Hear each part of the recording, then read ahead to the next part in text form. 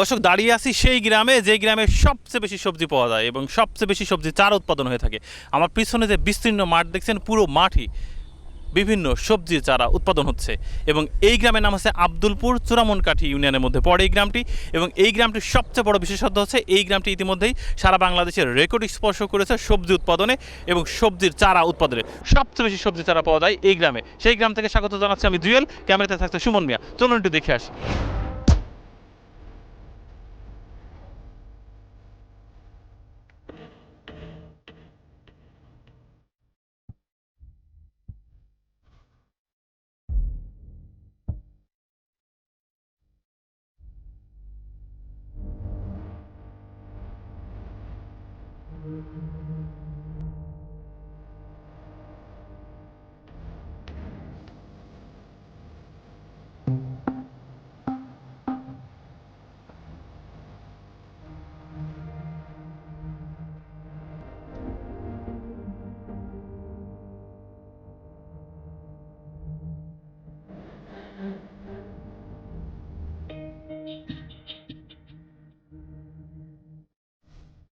দর্শক, আপনারা দেখছিলেন বিভিন্ন ধরনের সবজির চারা এবং বাংলাদেশের সবচেয়ে বেশি সবজি চারা আব্দুলপুর গ্রামে পাওয়া যায়। এই গ্রামের একজন বাসিন্দা, পাশাপাশি সবজি চাষ করেন তিনি। আলম ভাইয়ের সাথে কথা বলবো। ভাই, কেমন আছেন? আলহামদুলিল্লাহ, আল্লাহর রহমতে ভালো আছি।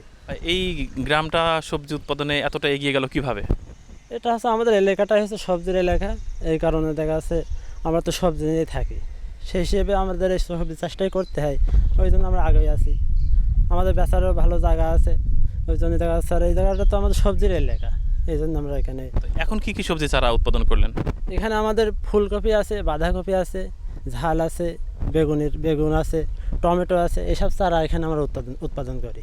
এই যে হঠাৎ করে এই সবজির দাম কিন্তু এই বছর অনেক বেশি ছিল, তো কি মনে হচ্ছে সবজি চারাদের ঠিক করে উৎপাদন যদি করা যায় তাহলে কি দাম নিয়ন্ত্রণে থাকবে?